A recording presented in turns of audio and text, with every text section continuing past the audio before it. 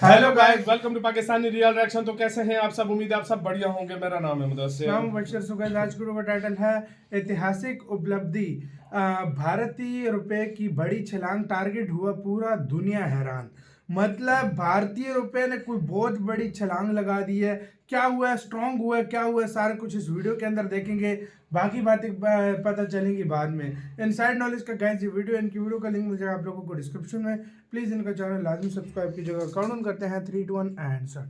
दोस्तों, समय के साथ साथ भारत बहुत तेजी से डिजिटलाइजेशन की ओर बढ़ा है। बूढ़ा हो या जवान, हर कोई आज यूपीआई ट्रांजैक्शन कर रहा है। हर किसी के हाथ में फोन है, जिसकी वजह से ये प्रोसेस और भी ज्यादा इजी हो गया है। अब जितना पॉसिबल हो सके लोग ऑनलाइन ट्रांजैक्शन करना पसंद करते हैं। वहीं अब खबर निकलकर सामने आ रही है कि आरबीआई ने पिछले साल लॉन्च किए गए ई रुपए को लेकर जो टारगेट सेट किया था वो अचीव हो गया है और अब इंडिया में यूपीआई की तरह ई रुपए का दौर आने वाला है। आज की वीडियो में इसी के बारे में डिटेल में बात करेंगे। वहीं दूसरी खबर श्रीलंका से निकलकर सामने आ रही है। दरअसल हाल ही में श्रीलंका ने चाइनीज वेसल पर 1 साल के लिए बैन लगा दिया था। इसी बात से चाइना बौखलाया हुआ है और इसी बौखलाहट में चाइनीज न्यूज़पेपर में भारत को लेकर फजूल की बातें कही गई है। इसके बारे में भी बात करेंगे कि किस तरह से चाइना का ग्लोबल टाइम भारत पर भड़का हुआ है। दोनों खबर काफी इंटरेस्टिंग होने वाली है, इसीलिए वीडियो को अंत तक जरूर देखिएगा। तो चलिए शुरू करते हैं इस वीडियो को। दरअसल दोस्तों, हम सभी जानते हैं कि क्रिप्टो करेंसी ई रेगुलेटरी है और सरकार लंबे समय से क्रिप्टो करेंसी पर लोगों की डिपेंडेंसी को कम करने में लगी हुई है। इसी के चलते लास्ट ईयर दिसंबर में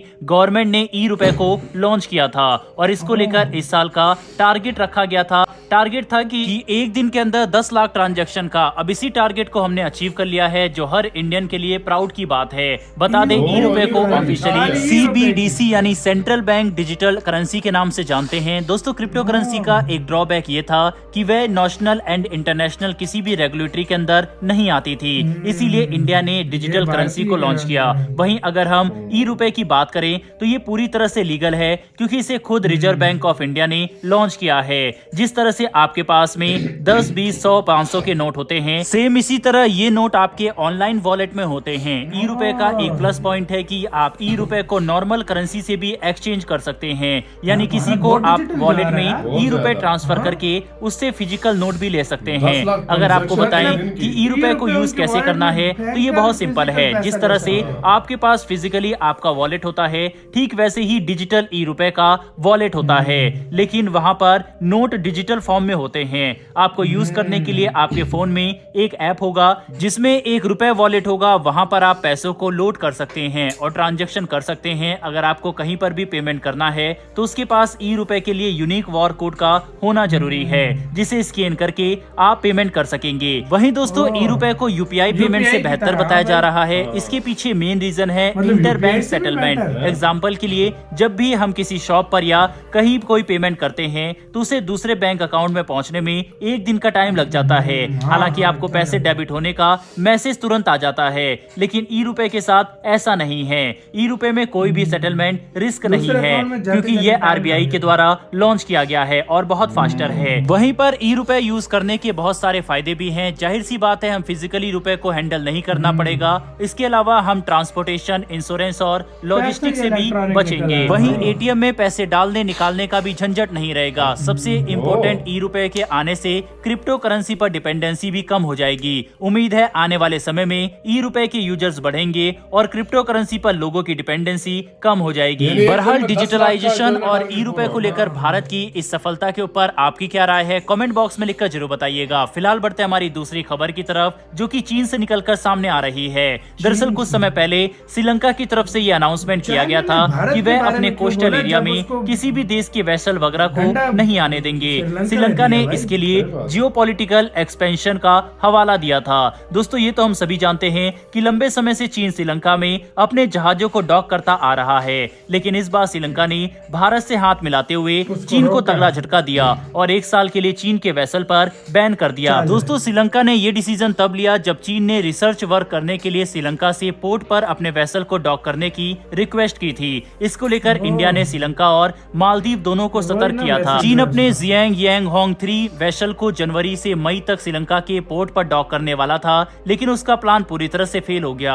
अब इसी को लेकर चीन का रिएक्शन सामने आया है और चीनी मीडिया ने भारत के खिलाफ अनाप शनाप बोलने की सारी हदें पार कर दी है।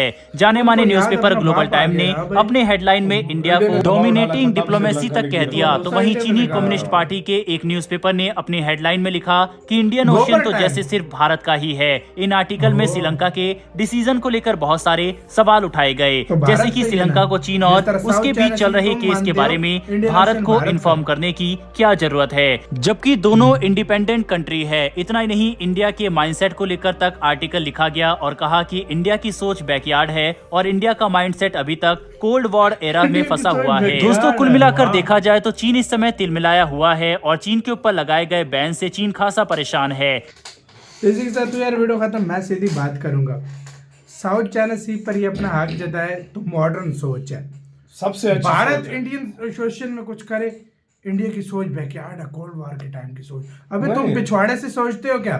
मुझे इनकी समझ नहीं आती इसमें भाई। गलत भी है ना, और वो उसने क्यों मना साउथ किया चाइना था? सी चाइना का है तो इंडियन ओशन पूरा भारत का, जो करते हो कर अरे लो। ये बात नहीं है, वो पता ही हुआ क्या है, ये चाइना ये करता था ना कि चाइना के जितने भी जहाज होते थे ना जासूसी वाले, वो उधर खड़ा करके और जासूसी करता था।